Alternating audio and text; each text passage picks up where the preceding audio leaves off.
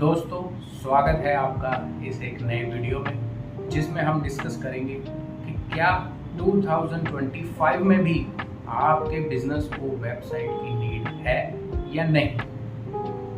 तो दोस्तों, मैं खुद एक वेबसाइट डिज़ाइनर हूँ और जब भी मैं किसी बिजनेस ओनर को अप्रोच करता हूँ तो सबसे पहला सवाल जो उनका होता है वो यही कि मुझे वेबसाइट डिज़ाइन क्यों करवानी है, मुझे इससे क्या बेनिफिट होगा या इससे मेरे बिजनेस को क्या फ़ायदा होगा।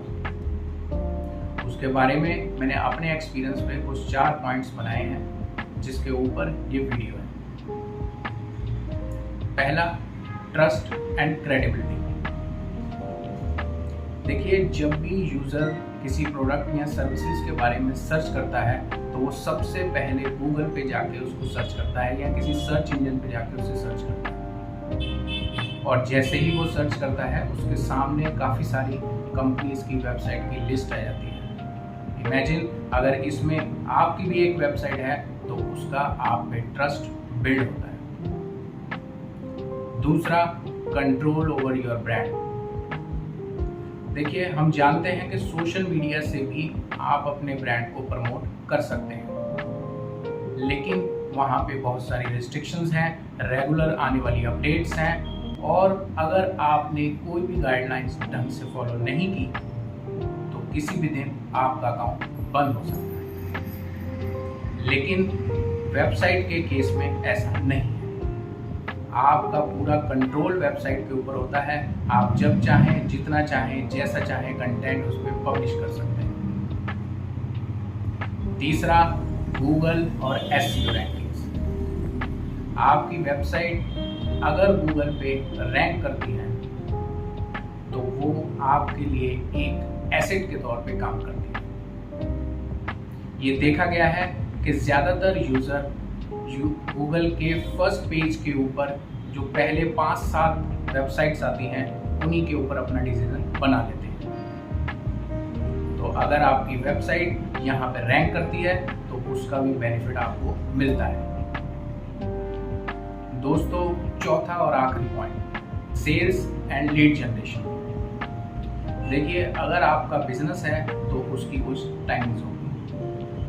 आपका सेल्स मार्केटिंग स्टाफ उस टाइमिंग्स के अकॉर्डिंग चलेगा। जैसे ही वो टाइम अप हो जाता है, सेल्स मार्केटिंग स्टाफ आपका आउट ऑफ सर्विस हो जाता है, यानी वो अपने काम से मुक्त हो जाता है।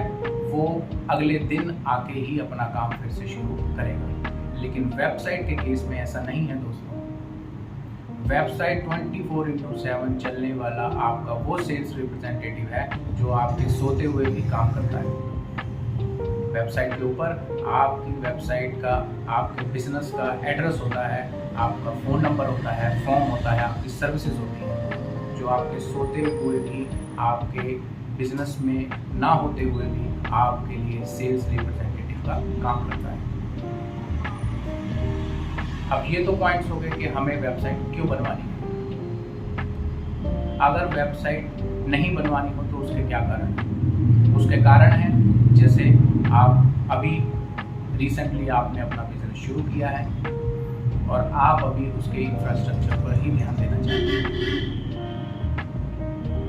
और दूसरा, आप कोई ऐसा प्रोडक्ट या सर्विसेज सेल कर रहे हैं जिसका ऑलरेडी एग्जिस्टिंग मार्केट प्लेस है जिस पे आप उसको पब्लिश करके हैप्पी हैं और वहाँ पे अपनी कमाई का 20-30-40% देके आप खुश हैं, तो आपको वेबसाइट की जरूरत नहीं है दोस्तों।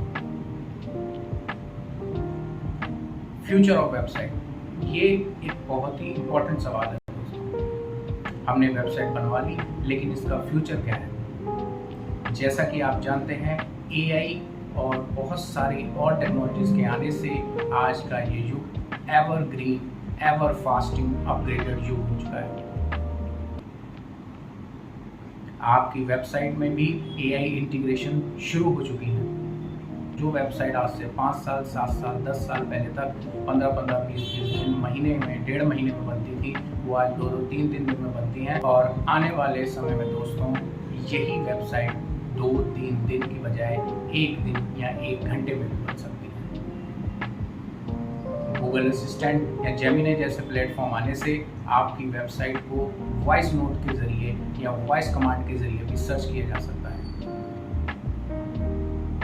तो दोस्तों, ये था मेरे अनुभव पे क्रिएट किया गया एक वीडियो। अगर इसमें कोई पॉइंट्स आपको लगते हैं, मिस हो गए हैं, तो आप कमेंट सेक्शन में जाके मेरे को बता सकते हैं। मैंने अपनी वेबसाइट का लिंक भी डिस्क्रिप्शन में दिया है, जहाँ पे जाके अगर आपने मेरे से कोई कंसल्टेशन लेनी है या कोई बात करनी है या इस वीडियो के बारे में कोई सलाह देनी है या कोई वेबसाइट डिज़ाइन सर्विसेज लेनी है, तो उसके लिए मुझे कॉन्टैक्ट कर सकते हैं। मिलते हैं अगली बार एक नए टॉपिक के साथ नए वीडियो में। धन्यवाद।